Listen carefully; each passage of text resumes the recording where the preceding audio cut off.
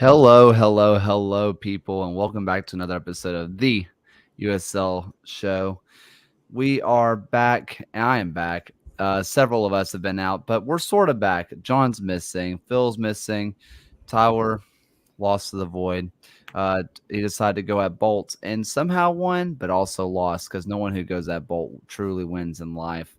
And we are back. And again, if you're in the live show, just as always, getting those YouTube comments, we get those going. And if you're someone who's watching on Twitter, which is now X, but it's still twitter.com, but now is X, we can't see your comments if you're on there. And if you're listening to this podcast version, you do not care and wish we would just get on with it. By we, I mean me, Kaylor. I'm back, and the show is about to be 30 minutes longer. Ryan, how you doing? I'm doing well today. Just trying to get through the week for my vacation at the end of the week. Where are you going? Boston. Love that for you. Never been up to the Northeast. I've always wanted to go. It always seems like it'd be a blast. So if I can go up there at some point. One Red Sox game already on the schedule, and let's see how many I can get to in 5 days. Hey, that'd be my kind of goal. That'd be what I'll be doing. Alan, how you doing? Better than Phoenix's back line against Sacramento. Whoa. Wow. Already early. And that could be an early segue. That'd be a really nice one, but I'm not going to do it. But look, lots to talk about before we get into the matches that were. And I want to start off with a little conversation that's been going around.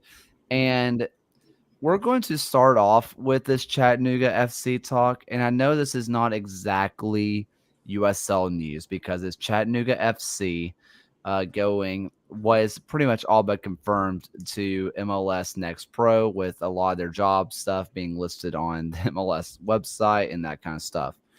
And this is a big deal because, at least to me, this could be showing a hand of how this pro rel thing in USL is going to go down.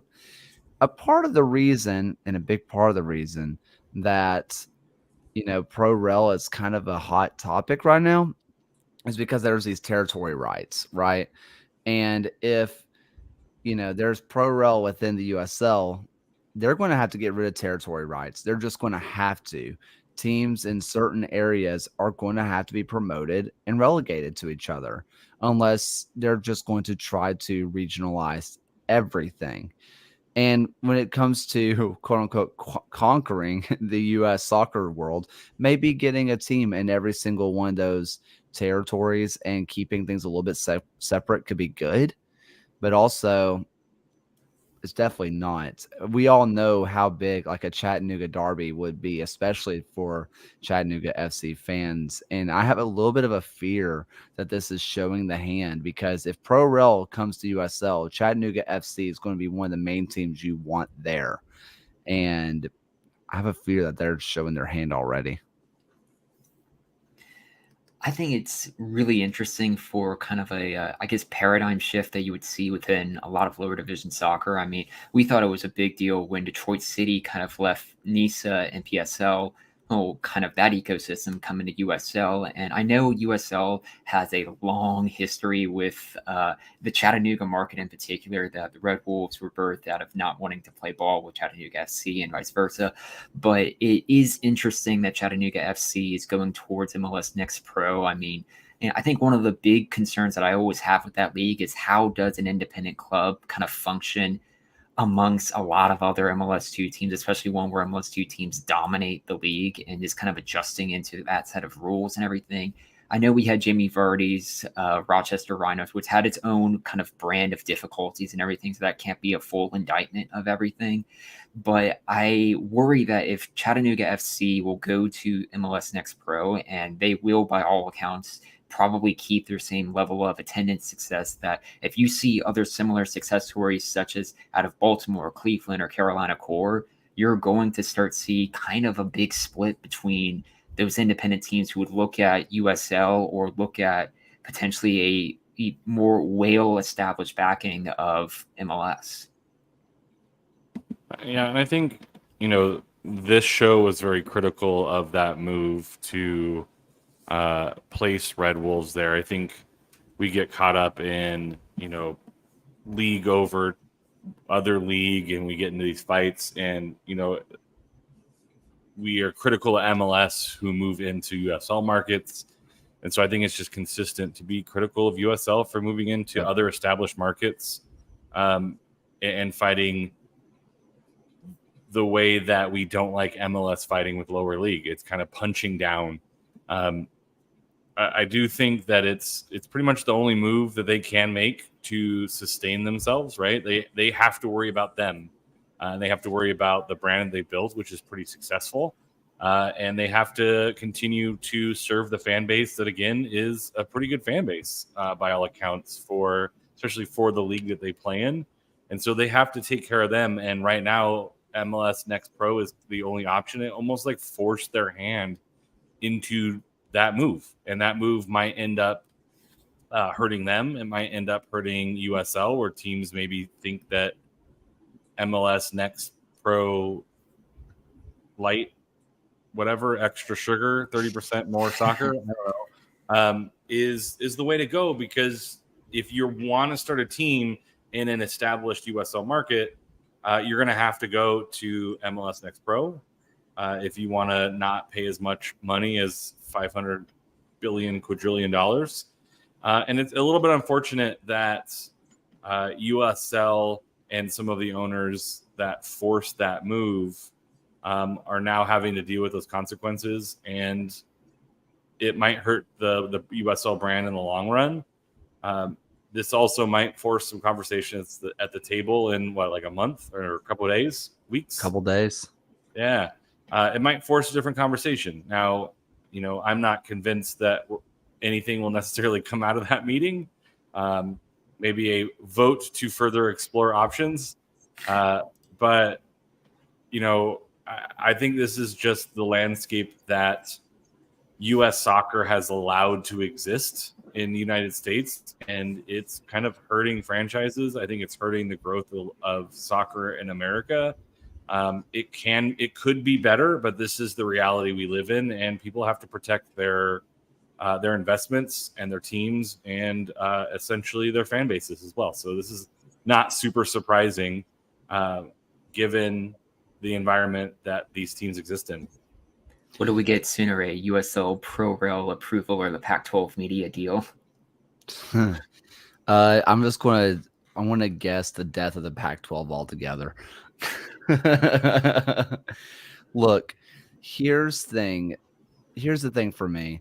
It depends on this Pro Rail, and I really don't like talking Pro Rail in general, just because it's a pointless conversation. And I understand that it's not a pointless conversation, because it's like, that's what's going to make legitimacy in America. But I don't think you're going to find anyone who supports soccer in the US that will say, no, I don't want Pro Rail because Pro Rail bad, right? It's always ends up being, I don't think the US is ready for that. The infrastructure isn't there. This isn't there. This isn't there. The conversation is never about going up and down. If the conversation was up and down, we would be okay. But what's the conversation here? When we talk about Chattanooga, and we're talking about this vote. Now, when they vote for this, what is it actually? Is it 51%? Is that all it takes to pass this? Is it 75%? Is 66%? Is it unanimous? Because let's look at some of these teams. I mean, Chattanooga Red Wolves, let's be brutally honest here. Their owner is going to vote no. Because if they vote yes, that means they're going to have to waive territorial rights. They're just going to have to. Like, look at Forward Madison and Milwaukee coming into the fray, right? Those are so close together that you're working with the same market, right? Look at your Minneapolis and your Milwaukees. Those are so close together, right? Those are technically, I think, the same territory by population, because it's all made up. None of it actually exists. This is all a made up thing. And if they waive those territory rights, that takes away from what Chattanooga has done and with the Red Wolves, right? And yeah, Alan, you're totally on. Like, if we're going to be honest with MLS and say that they're a bunch of whatevers, just trying to squeeze out markets, that right now the Red Wolves are seeing exactly what they wanted. They're pushing Chattanooga FC into a league where we saw a team with an established fan base with the Rhinos. Frankly, they died. The team died again. Right now, he's hoping for the same. And if, their owner or someone involved is listening to this and say that's not true, well, come out here and actually say it, because right now all we know is what happened in the past where, with the training facilities, the women's team, everything else that happened, everything just gutted Chattanooga FC, and USL's the bad guy.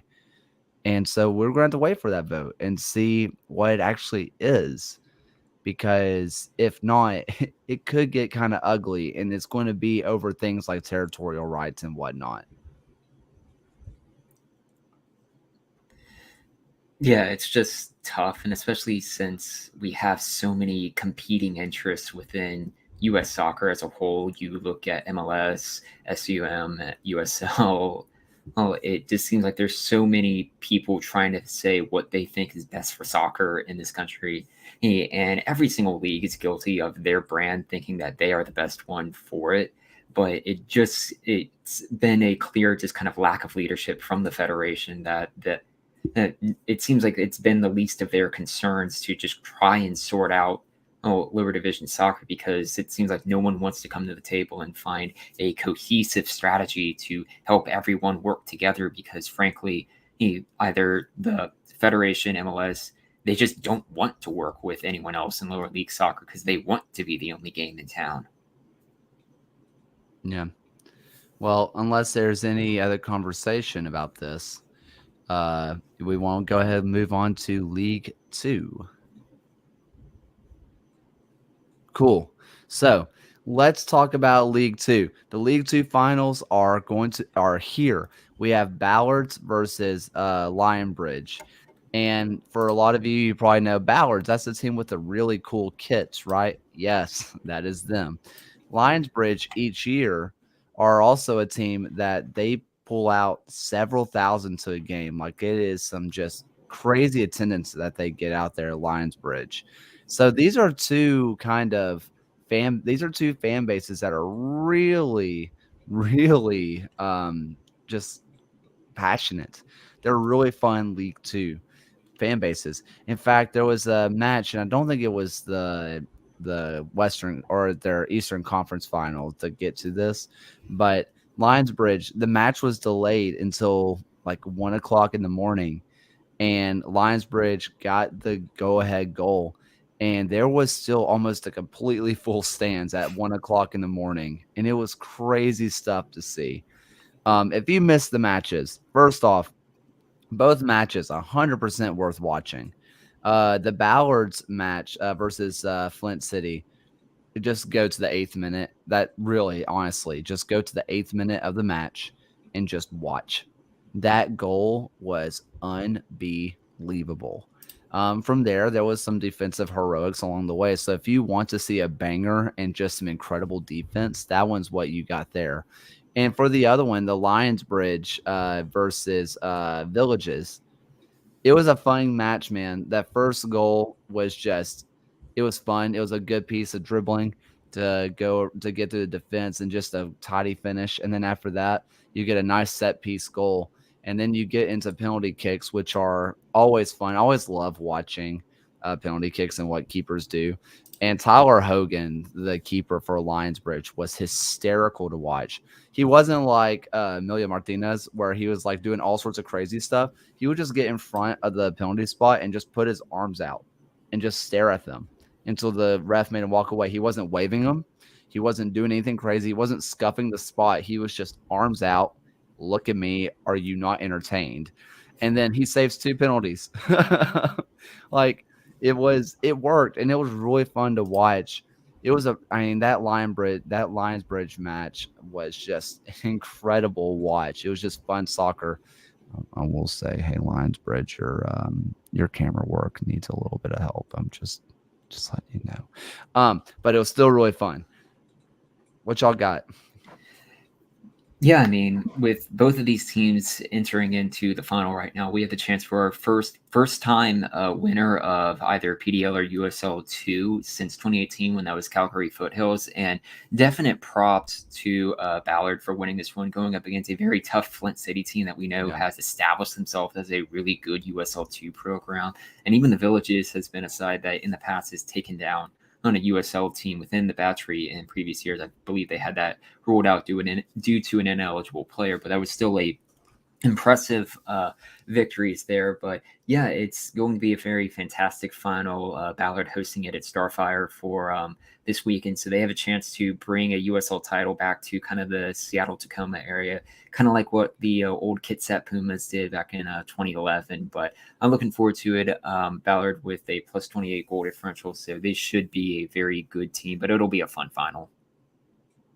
Yeah, it was surprising. I shouldn't say surprising. It was crazy how close these games were. Essentially, the team that lost was a goalpost away from probably being able to, in the case of who played Ballard, I don't remember. Villages. Flint Or City. not, no, Flint sorry, City. Flint City. Flint City hits the post and probably could take it to PKs. I thought, based on some of the, probably deserved to get a little bit out of it. And then Villages, for a long period of time, were the dominant team. We're playing really well, just hitting posts or putting it just wide.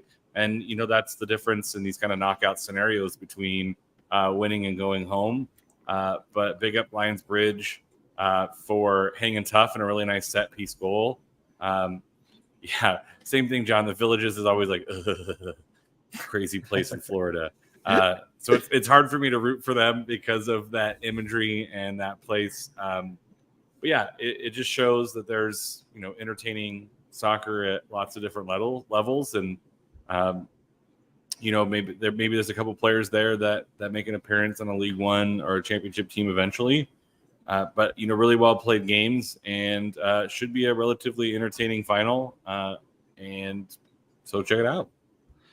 I mean, yeah, you talk about they could end up playing USL League One or Championship. Even more than that, how many of the U.S. men's national team players once upon a time played in League Two? Last year, Ventura County, got a player signed over with Leicester, like that Leicester City. He signed with them, right? It was one of those really fun matches, like one of those really fun things that happens that you see all the time. Like, look, Nicholas Murray always has it. Almost every single U.S. Men's national game, you see 7 of the starting 11 started off in USL League Two, and you're going to see a whole lot more of that. These matches are super fun, and hey, these are young guys, and in the case of the W League, which we talked about a couple weeks ago, some young women that are going to represent your national team one day. They're going to be representing your favorite USL Championship League One, your possibly now even your favorite Championship or Premier League team. We're starting to see that gap bridged as well. There's a lot of talent in these matches, and especially the finals. You got to watch this one. And it's not just within the U.S. system. You see this across all of CONCACAF as well. That's been one of the big things that USL 2 has been a beneficiary of, is just sending out so many players to different nations across the region. For sure. Any other final thoughts on League Two finals? Well, that wonderful segue that Alan, gave to me, that wonderful alley oop that I decided that I was not going to take advantage of, was this Phoenix backline. But more so than Phoenix's backline, let's talk about Sacramento's attack. And John, though he is no longer with us, he's still alive. He's just not here. Hey, he's going to break it all down for you. Hello and welcome into the USL Tactics Show, where today I want to talk about the Sacramento Republic and the way that their 3-2-5 offense in practice, powered by the return of Jack Gurr at right wing back, has really proven so effective in the past week. It's the way in which you can take the forward, one of the wing backs, and one of the wingers, and constantly create an overload on the flanks that makes this team so effective. Here you're going to see an example with that front three doing it on their own. It's Cicerone cutting inside, it's Keko cutting underneath him, But watch how the wingbacks overlap and the movement of the striker constantly keep that three-headed monster going at all times. Now, this look is particularly effective against teams that use a back four.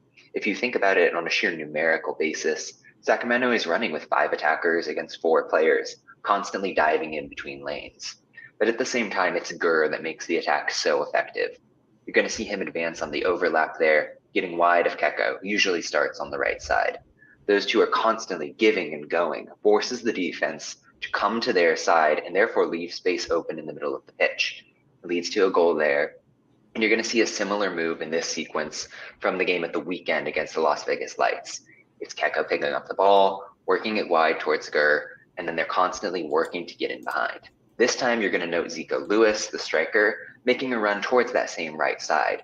And the effect is to bend Las Vegas out and open up that diving header from Russell Cicerone to give the team the lead. This is really just the pattern for Sacramento at this point. They are very familiar with one another. They're very high chemistry. And as you see, once again, they're very, very comfortable making those little triangles that force the defense to respect them. Lewis pays off there with that goal and another win for the Republic, the best team in the West. And that offense is a really big reason why they're there. So TLDR, Sacramento good. That's the show. I mean, their attack always good, man. And the way that they've gotten their wingbacks involved, and especially like John said, especially if you have a 4-man back line, which I still think a majority of the league still does, because I mean it's still the standard thing. Not many teams have 3 really good center backs. They just have the right way to beat you with this overload. And it was a little bit funny, but also not funny if you're a Phoenix fan. I mean, after this match, you just start seeing apologies from basically anybody who's ever worn a Phoenix Rising shirt, except for Didier Drogba. Like, what's up with that, man? Everybody else has apologized for that match. And could Phoenix have played better? Yeah, but also Sacramento looked so dang good. I mean, this was a Sacramento team who went 4 matches without a win, and that even on that 4-match run, they capped it off with a 3-0 defeat to New Mexico, and they needed a bounce-back performance. I actually even locked Sacramento beating Phoenix last week in my predictions, and to come out with a 4-0 victory, 4 goals in the first half was a huge, and then to follow it up with Las Vegas, a 2-1 victory on the weekend was just kind of a big return to form for Sacramento, who established a 4-point gap over San Antonio atop the Western Conference and has returned to my best team in the league as per my ELO ratings right now. I think this is exactly the 2 games needed for Republic to basically kick on for the remainder of the year, kind of that should take them into winning the Shield. Yeah, this just shows like when you don't have your best game, how a team that plays as well as Sacramento can play just makes you look a little bit silly. I don't think Phoenix played horribly. It was just not connected back line. I think they just got overwhelmed and couldn't recover. And some of that might have been Rakowski versus Rios Novo in the back, maybe not communicating clearly forward or not communicating the same way.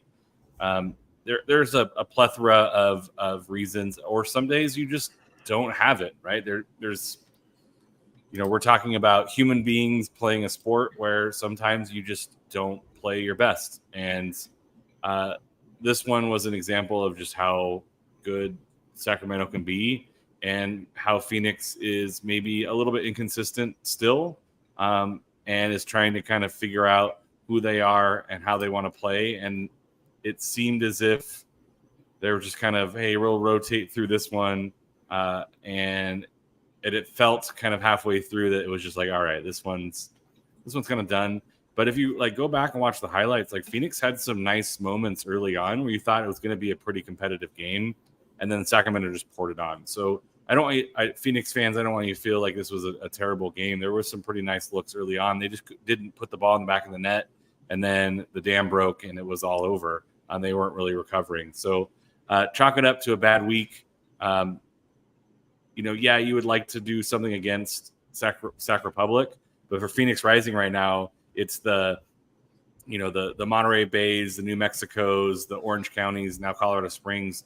who they really need to keep an eye on and win those games, because those are the ones that are going to get them into a playoff match, not necessarily a Sacramento where you might chalk that up to 0 points if you're looking at the schedule anyway. So really not a huge loss in the grand scheme of things for Phoenix, but definitely one that a performance that you don't want to see down the stretch as we get closer to the playoffs. Yeah, you mentioned the difference between Rakovsky versus Rios Novo, right? And you talked a little bit about this Sacramento versus, and we're going to talk a little bit about this Monterey match that Phoenix played too. And yes, we should be singing the praises of Sacramento, but I hate to oversimplify things. And I say this everything I ever record, and I always oversimplify things. So maybe I don't hate it too much. But when Phoenix played against, oh boy, I'm losing it already. Sacramento, when Phoenix played against Sacramento, they kind of played with a 4-man backline, but also it's kind of a 3-man backline. It was kind of weird. It was one of those things like out of possession, it was 3-man. When it was in possession, it was 4, right? Or sorry, out of possession, it was 4. In possession, it was 3, right? So they were kind of playing with this 3-man backline. When it was Rakovsky in net, they had 50 passes to their center back. He completed attempted 50 passes to his center backs, right? Just 50 passes to 3 center backs. To when it was Rocco Rios Novo, he had 63 passes to his center back when he only had 2. So they're just play it short and distribute is so much better with Rocco.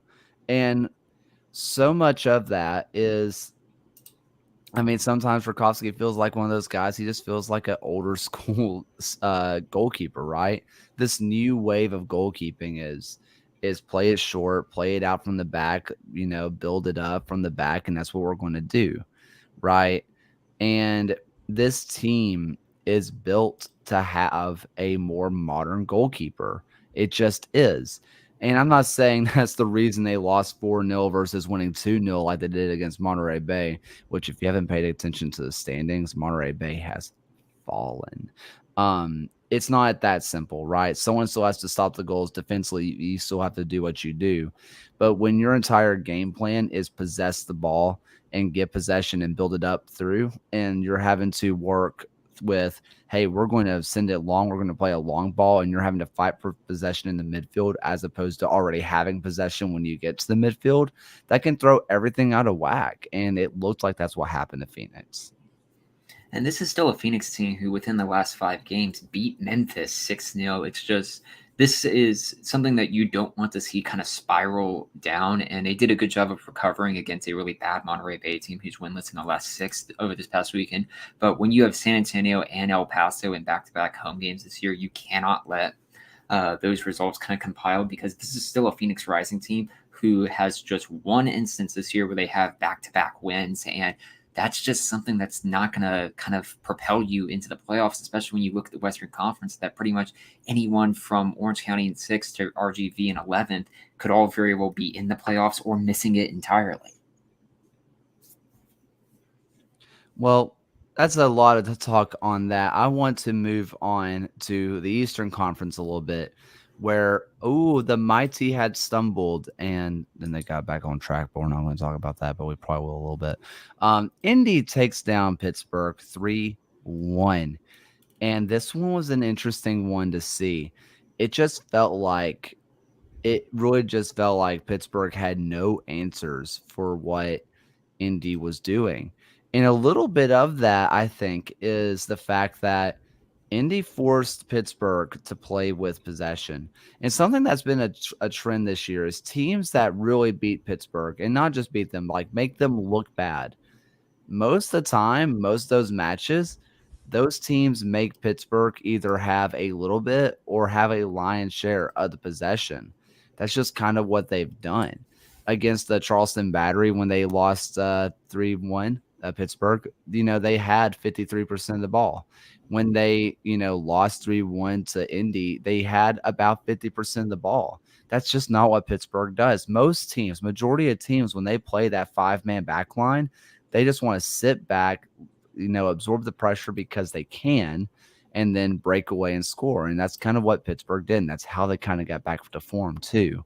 But I mean, Indy said, and this is really big for Lowry ball. I mean, part of Lowry ball is holding onto the ball, little passes, quick passes, just doing it fast, and back and forth, back and forth, back and forth. They said, no, we'll still do those quick passes, but we'll let you have a little bit more of the ball.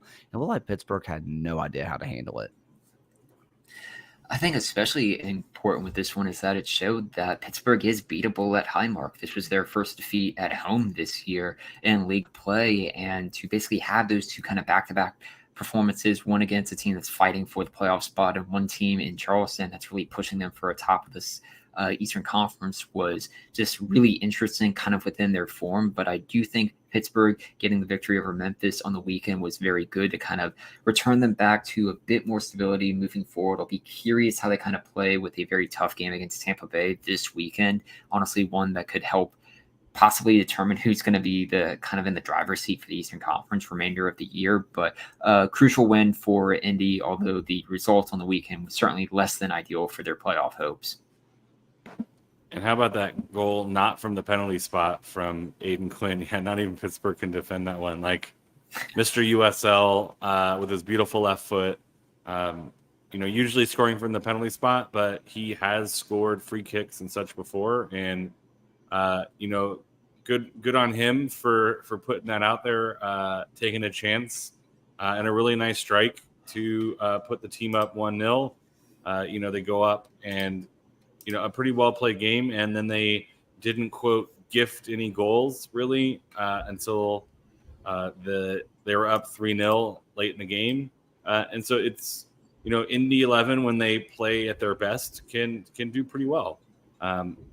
Apparently that game, Lowry coached them to be the better team, which hasn't always been the case recently. And so I think that's, it's Indy has the players to do some damage in the East. And, maybe in a knockout scenario, they have the ability to take a team out if they can get to the playoffs. So they're not out yet. And again, that Aiden Quinn goal, if you haven't seen it yet, is a pretty fun one.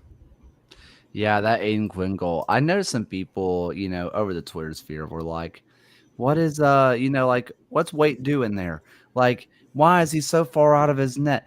Okay, look, if every goalkeeper decided just to stay on their line the entire match because they were afraid of the forward pulling up from halfway, you're going to see a lot of bad goalkeeping. There's nothing you can do there. You don't expect the ball just to ping up and then just get ripped above your head. And the thing is that if you're Waite, obviously the match it ends 3-1 loss, right? But you're allowing him to take that shot every time, because how many times is it even on target? And the amount of times that's on target, how many times is it just right into your hands, right? I mean, it went into a corner and pretty high up into that top right corner as well. Like, what do? You're kind of SOL. People saying, get back on your line, get back in the box. Hush, shut up. You can't do anything about it. Yeah, wouldn't be San Diego's keeper. They posted the heat map against Colorado Springs, and his average position was outside of his 18, and one of the major hot spots was like halfway up, almost to the halfway line. So, I mean, it's just the way you play, and sometimes you get caught out, and you just got to tip your hat, because like goalkeepers staying on their lines is not how a lot of teams play, right? They use that goalkeeper as like a sweeper keeper or as kind of a fourth or fifth defender at times. And every once in a while, once in a blue moon, you get caught out, and, with a wonder strike, right? Like most of the time, like I said, it either goes to you or it goes way over, because that's a difficult distance to hit when the ball's in play, moving around, right? So, it's fine. Anybody have any final thoughts on this Indy versus Pittsburgh? Nope. No. Okay, so let's go ahead and move down to the Magic City, where the Magic ran out, but there was magic down at Patriots Point as Charleston comes from behind with 2 80-plus minute goals to take down Legion. So this one, hey, it started off pretty well. Legion looked like the better team. And then, good goal by Prosper Kasim, but after some really pretty midfield play. After that, things got kind of bogged down a little bit. Both teams kind of missed some chances. Legion hit the post a couple of times, and Charleston had some chances that they just could not quite take advantage of, that they couldn't quite just get on target. They just were not putting it on target. Into the match, Charleston makes some substitutions. They work out. Legions didn't. It's a 2-1 win to Charleston after some pretty, frankly, some nice goals and just some nice team play at the very end. I was concerned. I was nervous watching this one because I had picked Charleston along with Gio last week in our predictions, and everyone else in the pool had picked Birmingham. So just like going all the way up, I thought when Charleston got the tying goal, it's like, okay, it's going to be a draw and leave everyone unhappy. But then it ended up with the go-ahead goal for Charleston, and Gio and I pick up the crucial 2 prediction points. But yeah, Battery not secretly, but just quietly on a 5-match unbeaten run, and they have Oakland and Louisville in their next 2 games, and that's basically a really good possibility that we could be seeing the Battery atop the Eastern Conference once more if results go their way this weekend. Yeah, for me in this one, it's kind of hard to say. As someone who was there, watched it all, did the whole thing, right? It honestly, I hate to just to say it, but both teams played well, and Charleston made the right substitutions. The players they took out weren't doing the job. They brought in players like, Tristan Traeger came in and he did his job and he was just more effective.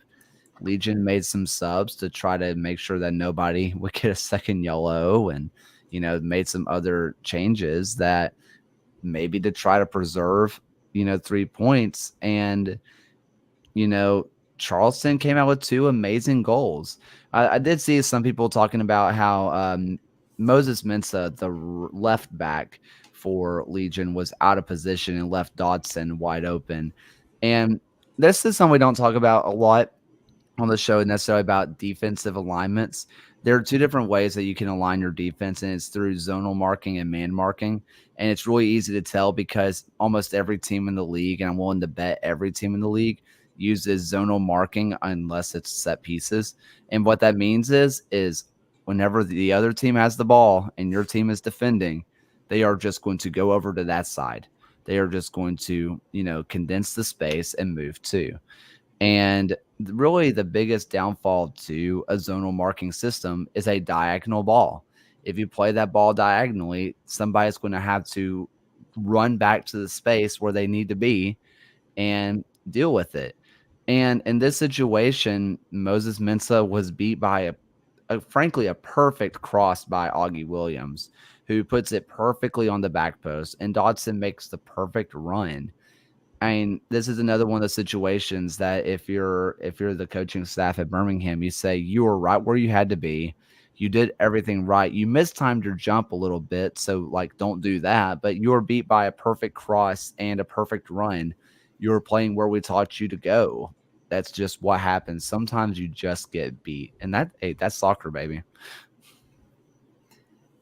Yeah, I think it'll just be interesting to see kind of how both teams kind of continue to respond. I mean, you're looking at the Eastern Conference right now, and only 4 teams at the moment have a positive goal differential, and which is just really wild when you compare it to how strong the Western Conference has been this season. But yeah, Charleston did what they needed to do to kind of preserve this unbeaten run that they're currently on, and it will be very interesting to see how they kind of continue to do moving forward, as between Pittsburgh and Tampa Bay, Charleston on a +2 goal differential just seems like the odd one out at the moment.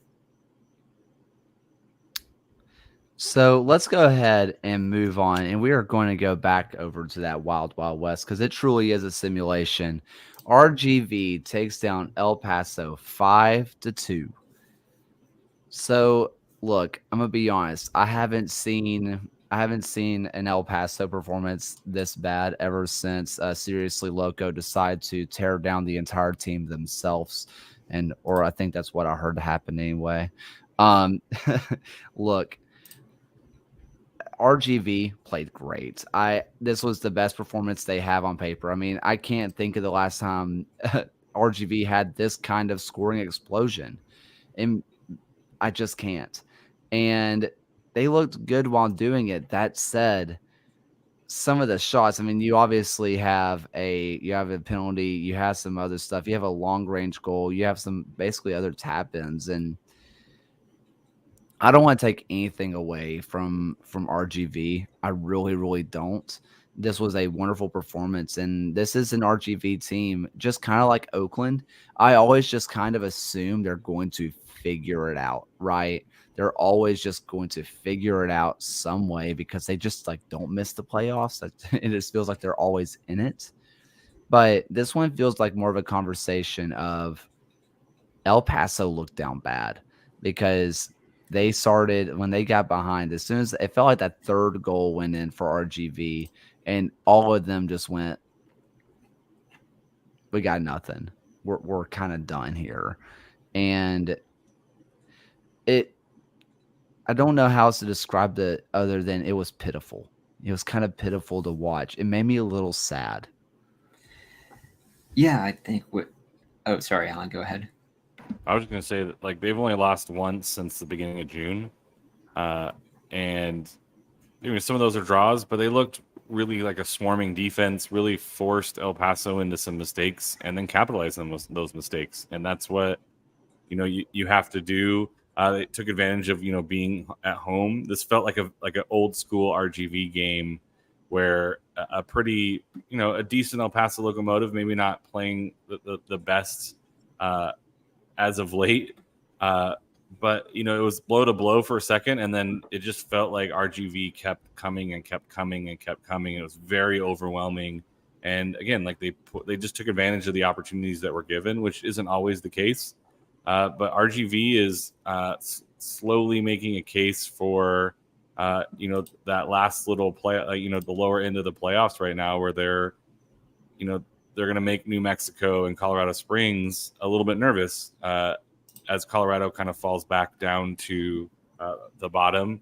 RGV is going to be making that play of saying, hey, we're going to come after that playoff spot. It's 1 point, 2 points away.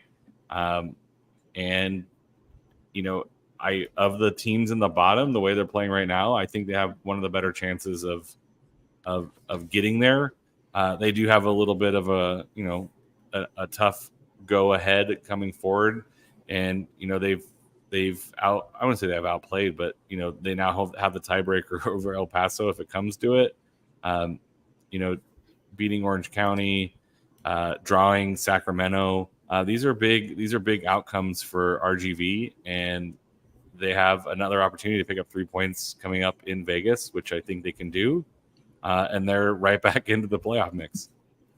And for what it's worth, it was the 25th game of their last season. Was the last time that you saw RGV score 5 goals in a match, and that was against Las Vegas in that instance. But yeah, this has just been a very horrid month of July for El Paso. They actually haven't won since June 14th, so it's been a very tough stretch for them that hasn't fully taken them out of the top 4 race. They're only a point behind San Diego and 2 points behind Oakland, but this was a team that kind of through the spring, we were all saying that they were going to hang around with your San Antonio and Sacramento of the Western Conference. And yeah, El Paso just hasn't really felt like that same team kind of moving forward. And just kind of with these next 2 games of this road stretch, they have the Miami FC and Phoenix in their next 2. It's just really something that they need to kind of get figured out. And honestly, Saturday, August 19th against Indy 11 at home for a Mark Lowry derby, it could be a very good opportunity to do so.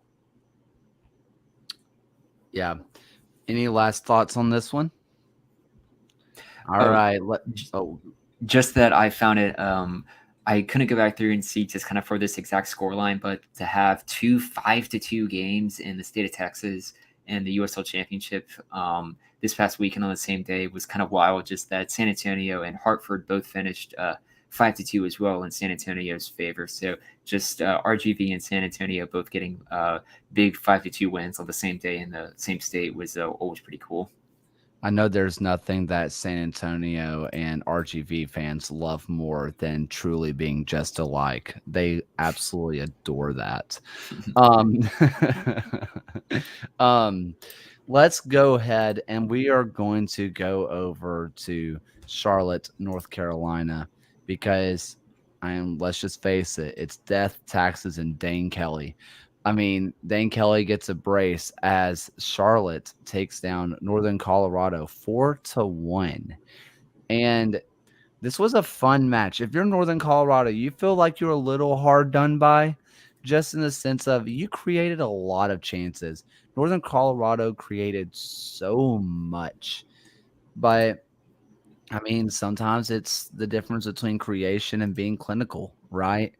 I mean, you just like Alan said earlier, you get your chances and you take them. And while Northern Colorado created chances and they took their chances, it just nothing was going into the back of the net.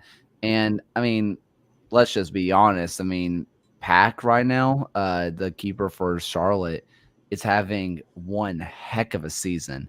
I think he might still be on for the Golden Glove. Maybe it's still Ford Madsen's keeper. But either way, Pack has kind of been keeper of the year so far. And this was another one of those matches where he really showed his worth. And that offensive firepower that Charlotte has, it came out to play. Burn Shipman was the Ford Madison keeper, and you're correct on Thank you. Pack, who has leading the league in 78 saves right now. But yeah, this has been a really weird week for Northern Colorado as they are just getting off of a 12-match unbeaten run, but then to lose to North Carolina and lose to Charlotte in the same weekend and in the manner that they did is, I don't want to say a cause for concern. It's maybe at most a little wobble kind of in their form. But yeah, I almost want to say after so long of an unbeaten streak to have one match where you lose it and then to kind of have a hangover match, I think is almost to be expected. But they do have a kind of rebound 3-game series at home with Lexington, Omaha, and Greenville as their next 3 matches. But they have at least opened the door ever so slightly to North Carolina and Charlotte in the table for that top spot in the league and for kind of hosting that home playoff game. So it is something to keep an eye on. Yeah, I think we talked about Northern Colorado before in that, it seemed as if every shot kind of found its way to the back of the net. There was a cross where it just like hits the striker on the way in, like not even intentional, and it goes in. I think this was the exact opposite, right? This is the love-hate people have with the game of soccer is, sometimes the soccer gods giveth and the soccer gods taketh away. And this is one of the ones where they take it away, right? There was a couple of really good looks, either cleared off the line or just not quite, shots that really question the keeper's ability to make a save.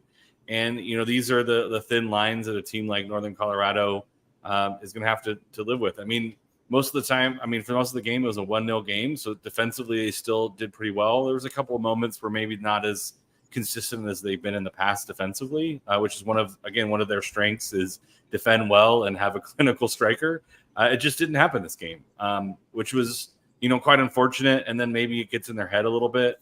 But you have to bet on them to make a rebound and come back because I do think that they're a really quality team and they're going to start scoring goals and buckets again, and then it's going to be watch out. And that's probably what they're hoping for is, hey, there's ebbs and flows, there's ups and downs. You can't win every game. And sometimes the ball just doesn't find the back of the net and you lose. Yeah, look, this is another one of those matches. You talk about the Northern Colorado struggles. You go from having 0 shots on target, right, against North Carolina, and then you decide to go up the road and you go to Charlotte, and then you put 7 shots on target. You put up 19 shots. I think the instructions from the coach was pretty clear: shoot the freaking ball. And it just didn't work. It was kind of brutal to watch at times, right? And for Northern Colorado, there were some decent saves, right? Like, I don't think any of the shots on goal, I don't think any of them actually were blocked along the way. I think everything on goal was just saved. Pack just had one of those matches. And the thing is that you would expect with putting that amount of volume on target that you would have just a mistake along the way. It just didn't happen. And if you're Northern Colorado, you just kind of have to stay the course, do what you did in this match, because not everybody has a pack in the back of their net, right? It's just not happening right now. And this is a good team, and they're going to be fine, but it's definitely a wobble for a little bit of concern.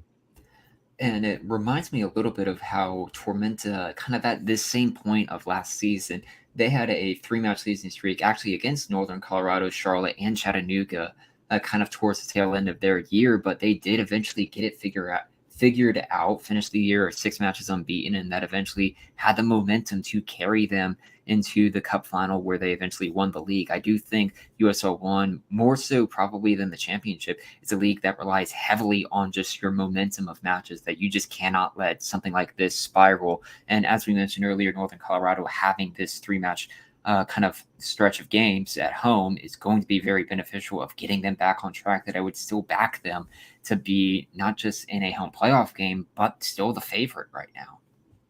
For sure. Let's go ahead and move on to our predictions, and we're going to just rip them through, and we'll talk about it. Loudoun versus Memphis at 10:45 because it's camp day, and oh, I am so excited. If you don't think the secret weapon here is going to be a bunch of 12-year-olds just screaming their lungs out because that's what 12-year-olds do, you're dead wrong. Who we got? I think every team should have at least one 11 a.m. on a Wednesday. Just like it gives me like college football bowl game vibes when you just turn on the TV and you just watch, I don't know, the Myrtle Beach Bowl on a Tuesday afternoon at 1 or so. But Memphis to win this one, I feel like Loudoun just hasn't been in the best of form as of late, 4 matches without a win. And I think Memphis, despite 5 without a win, will get back on track here. Memphis. Nice. Like I said, never ever discount what is going to feel like minor league baseball vibes. Never ever discount it. And because of that, I think Memphis is going to be feeling like they're right at home. I'm letting 901 take away all 3 points. Go into from one minor league field to another minor league field. We are going to Tulsa versus Louisville. Tulsa gets a new piece of firepower. Patrick Seagrass joining the fray, where him and Goodrum are going to be joining forces again against a Louisville team that gets one over on their rival, scoring 2 goals this season for only, I believe, the 3rd time against Indy 11. But this is a Tulsa team that is hot, hot, hot, and will they be able to continue it? Louisville was good to get kind of back on track after a 3-match losing run, but I still just haven't seen enough from this Louisville team to think that they're anything better than above average at the moment. And despite the 3-0 dropping that Tulsa took against Tampa Bay over the weekend, I feel like Tulsa is just going to get right back on track, and it may be a closer game than they probably should have against Louisville right now, but I'm backing FC Tulsa in a lock this week. Ooh. I picked Louisville because I am falling faster than Monterey Bay is down the standings. And so I looked at some of the people above me picking draws and also picking Tulsa. So I'm going to take a chance on Lou City regaining their typical form and pulling this one out. You know, I acted like Ryan taking Tulsa with a lock is a hot take, but I was this close to doing it. Lou City, yes, they just scored 2 goals in this last match, but until they can prove to me they can consistently score more than just 1 goal, I'm not going to believe in it. And Tulsa is a team that is adding more and more to that firepower. And if there's going to be anything that they can do, it's going to be scoring. And if Seagrass plays in this one, seeing him and Goodrum play together again is going to be a lot of fun. And I think it's going to lead to a lot more goals. I think Tulsa gets it done at home. It's going to be Tulsa for me. Moving on, we are going to have what is likely going to be the match of this weekend.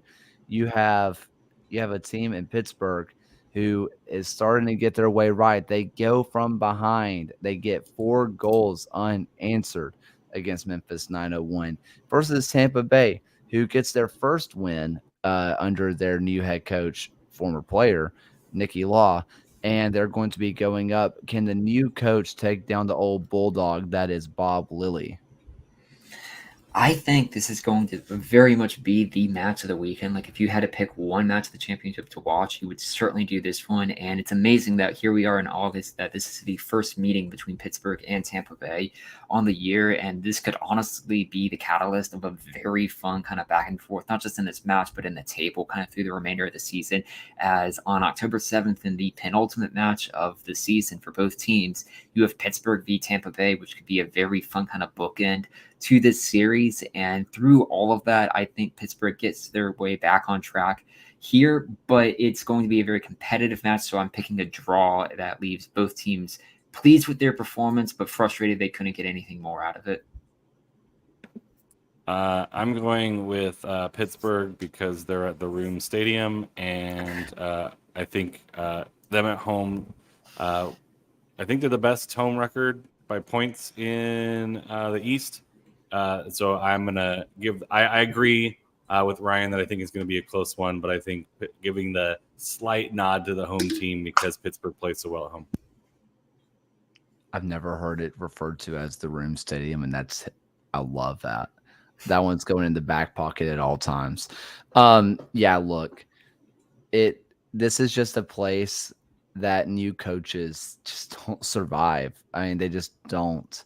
And look, I believe in the future of Tampa Bay. I think Nick Law is going to be a really good coach, but you don't go into Bob Lilly's den and walk out as a new coach. It just does not happen that often. They came back. Pittsburgh proved that they can score goals and buckets. I got Pittsburgh. And we have a little SoCal derby going on. I always love when this match comes around because people always say, why don't these fans end up traveling as well? And then people realize that this short drive is actually closer to really freaking far because the interstates are always congested. So you drive it, why don't you? We got San Diego versus Orange County, an Orange County team that's kind of sneaky hot right now if you're not paying attention. And a San Diego team who they're getting back on. It feels like they're getting there, but they had their little sputter, and are they back? We'll see. These are two teams that maybe are in line in form, and this is not the same two teams you saw at the beginning of the year.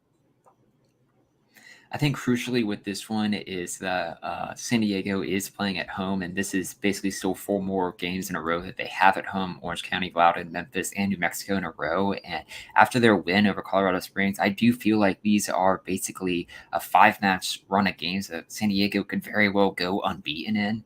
And that's why I'm backing them to win this one. Despite both San Diego and Orange County winning their last 3 games, I do think San Diego Loyal will be the better side to prevail here and honestly really establish themselves as that team who should firmly be in a home playoff spot for the remainder of the season. Yeah, the schedule's been weird. They've been away since the beginning of June. Colorado Springs win was the first home win for San Diego since April, the San Diego Tampa Bay Rowdies match. So that's super wild. But, they managed to survive this kind of daunting road trip. Orange County is very hot. I do think Orange County has some ability to play in the wings and the spaces that San Diego creates by playing their wing backs up high. And so this should be a pretty fun match, almost strength against strength at times. And these ones are always, I shouldn't say super aggressive. They're pretty aggressive, very physical, but also lots of technical ability, lots of speed. So it's not just a Bruiser East Coast battle. It's kind of a mix of East Coast brutality and West Coast flair and speed. So it should be a really fun one. I'm backing San Diego to win this one, but I wouldn't be surprised if Orange County makes it very difficult and maybe like a 1-goal difference, like a 2-1 type of deal. But I'm going to back San Diego on this one on Pride Night, particularly after the shenanigans that happened the last time they played and what happened. So, yeah. I'm taking Orange County in this one, and it really has nothing to do with more than just is kind of the vibe I get. These are two teams that I think are really even right now, and I understand that San Diego really put up some goals in their last couple matches, especially against Colorado, like obviously against Colorado Springs, but also kind of hate to say it was also Colorado Springs. And I don't know, Orange County's been on kind of the struggle bus victories, and I feel like in a weird way, when Orange County was really doing those struggle bus victories, that's when they end up winning the USL championship. I'm not saying that's what's going to end up happening here, but this just seems like a team that just loves to be in the grind of it, and that's kind of why I'm taking them right now. And let's go ahead and end this one off with another installment of your Henny Derby. And this time it is going to be your Madison leg of it. If you want to find out more, I'm sure Walking 90 is going to be talking all about it, as they should. Just some Richmond fan and just some Madison fan started that thing. Please check out their Twitters. I'm not being rude. Please. Look, this is going to be a fun one. Madison's had Richmond's number. There's no way around it. Madison just kind of owns Richmond lately. And Madison's a team that they've sort of stumbled. They've got really hot. Their defense was looking great. And then things just got frankly weird. Richmond just as weird. They had some awful results, frankly. And then they sort of seem to right the ship. But going into Madison, I don't think people realize Forward Madison is one of the more daunting places to go. I mean, was it Bree Stevens, Stephen Breeze? I always get those two confused. Bree Stevens. Thank you. Bree Stevens, it's kind of a nightmare to play at because those fans are right on top of you, and boy, are they passionate, and a Henny Derby on top of it. Can Richmond do it? I'm backing Forward Madison to win this one. Both teams in form that basically they really need to get a result in, and what better way to do it than in a matchup such as this? Forward Madison without a win in the last 3, Richmond without a win in the last 4. But yeah, I think Forward Madison just is the better side right now, and a victory here will take them at least level on points as of right now with Charlotte, depending on other results of the weekend. But yeah, Forward Madison. Go to bed. Yeah, this is the lucky number 13, 13th matchup between the two teams. Forward Madison, 6 wins, 1 draw, 5 losses. So if you do the math, it's the exact opposite for Richmond. I'm backing Madison here. I do think this is kind of the season that they put their stamp on this derby. But, in the past, this would have maybe been a more of up Richmond's alley, but I think Forward Madison is having quite a season this year. And again, what better way to show up than in this derby? Yeah, I mean, legit. If you haven't watched a Forward Madison match or any League One match, this is yours. This is the one. The atmosphere is going to be nuts. There's a lot on the line. If Madison wins this, they get the bottle of Henny. They get the trophy, and it's going to be theirs. There's a lot on the line. The players know what's up. The fans definitely know what's up. And look, that atmosphere is going to be so much fun. So you need to watch this one. I am taking Madison. I back them. I think that they are so good at home. And I just kind of believe in the talent a little bit more. Terzagi's still good, though. Terzaghi good. That's kind of my take of the day. But maybe Forward Madison better. We'll see. All right. Unless anybody has any final USL thoughts for the day. Anybody? I think since it has been a few weeks that I can at least share what the current prediction standings are at the moment, just kind of from everyone competing, just to provide another update. But John is currently leading the way at 104 points. I'm in second on 92 points. Phil is in third on 80. Alan is in 4th on 69 points. Gio is in 5th on 65. Kaylor is in 6th on 55. And Tyler is in 7th on 54. I'm kind of down bad. I'm not going to lie. Last year, I did so well. And this year, not great. It's not great, y'all. Not great. All right. So, final thoughts for the night. Alan. Yeah. School's starting back up again. Make sure to connect with your wonderful educators in the classroom. Get to know them. It's a team effort to do well. And then some of them might be bargaining for some raises. So go out there, support your local educators in attracting and attaining the highest quality educators for your students. So go Union. Ryan?